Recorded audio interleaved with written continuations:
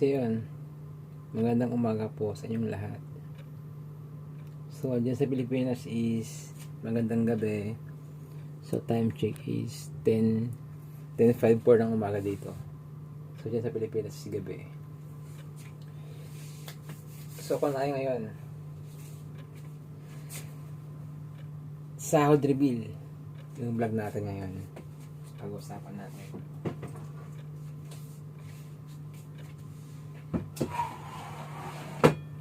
So ngayon isasakon kami Curaçao.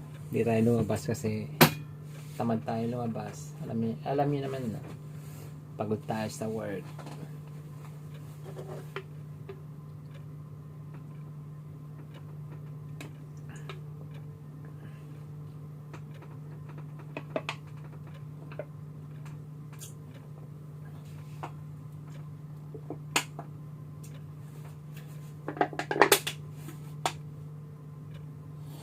Wala na, pinipilit pa eh.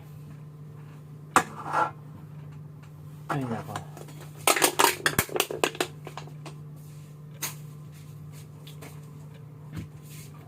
Since sahod dito is hindi malaki, hindi maliit, sakto lang din. Wait lang.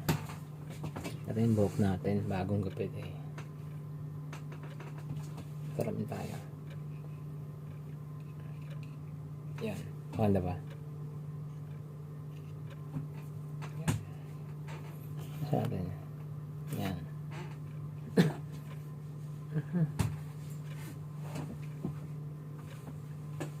So yung sahod dito is hindi siya malaki, hindi rin maliit. Ang panlaban ng cruise ship is libre lahat ng pagkain, unlimited. Lahat ng klase. Soft drinks, may alak, may juice, whatever you want. May chocolate, may gatas. Tas sa pagkain, libre lahat. Mga matamis, lahat. Mga coffee, mga tsaa. Kahit anong pagkain pa yan, mga cakes. Unlimited lahat dyan. Buffet. Mga karne, mga manok, gulay, whatsoever. Tapos isa pang panlaban niya is yung kontrata mo is maliit lang. 6 to 8 months lang yung kontrata dito. Tapos yun, hindi mo na kailangan sumakay, pamasahe. Tapos sige sa lahat, hindi mo na kailangan maligo, magbihis ka lang or hilamos. Yun, pasok ka sa work. After ng work, ciao. Yun na yun. So yun ang kagandahan dito. Every year nakakauwi ka sa Pilipinas. Yun siya. May bakasyon ka.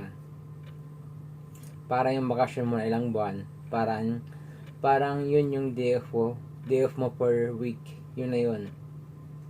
Ano mo na siya, isipin mo lang. Magigis mo din yan. Yung bakasyon namin, parang day off mo din yun every week.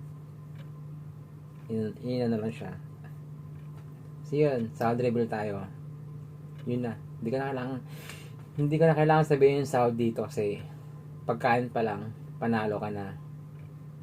So yung sahod mo dito is kaya mo nang buhayin yung pamilya mo. Kaya mo silang pag-aralin. Kasi habang tumatagal ka dito, tumataas ang sahod mo, tumataas ang rango mo, promotion. Yun. So for now on, nasa account pa lang tayo. Basic salary, starting salary. Yun. Peace out. Salary bill. Yun na yun.